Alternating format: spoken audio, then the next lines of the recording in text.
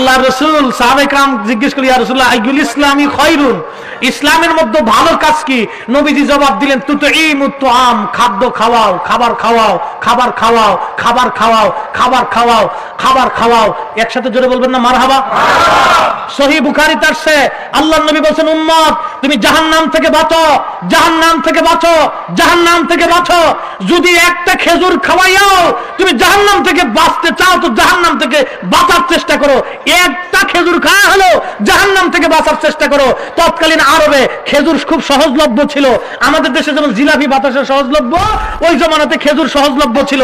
আল্লাহর নবী বললেন, উম্মত একটা খেজুরের দানা খাওয়াইও তুমি জাহান্নাম থেকে বাঁচার চেষ্টা করো।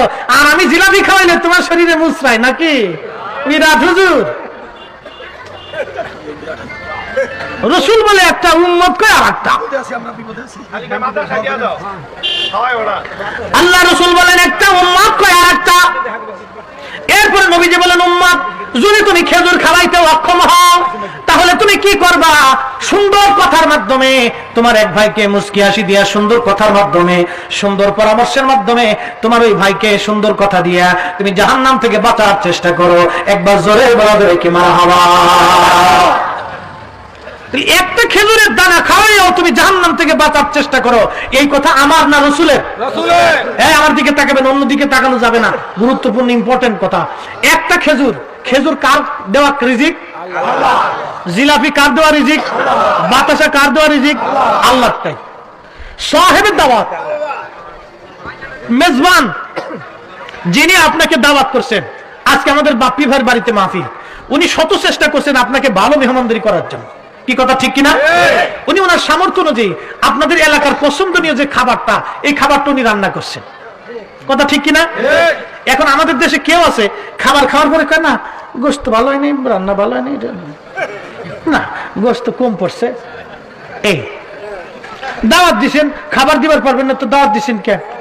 মনে রাখবেন, খাবার নিয়ে মারামারি করে কিন্তু কুত্তা।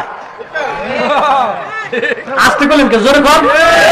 এই খাসলাত কিন্তু কুকুরের, মানুষের না, বুঝে যান কিন্তু। আর আপনি কোন মানুষকে খাওয়ানোর পরে আপনার খাবার নিয়ে যদি সে সমালোচনা করে তাহলে বুঝবেন এটা মানুষের কাতারে নাই, এটা একবারে হাইওয়ান জানোয়ারের কাতারে চলে গেছে। এটা মনে রাখবেন।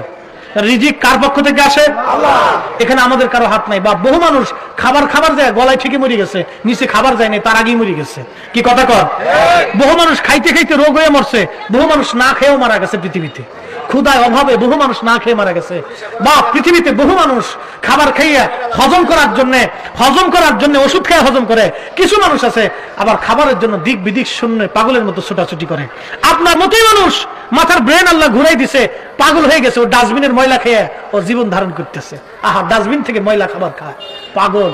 বাপ, আল্লাহ আপনার মস্তিষ্কে ঘুরাইয়া ডাস্টবিন পর্যন্ত নিজে নিয়ে আইতে আল্লাহর 1 সেকেন্ড সময় লাগবে মাত্র। খাবার নিয়ে সমালোচনা করবেন না। বান্দার পক্ষ থেকে যে খাবার আসে, খাওয়ার পরে আলহামদুলিল্লাহ শুকর আদায় করবেন আল্লাহ। যারা এই বেতাসা জিলাপি নিয়ে এই যে ফতোয়া দেয়, বাতাসার লেগে যাইতেছে, জিলাপির জন্য যেতেছে, বিরিয়ানির লেগে যাইতেছে, বুঝবেন এটা হলো শয়তান। এটা শয়তান। আল্লাহ রাসূল বলেছেন তুমি খাও।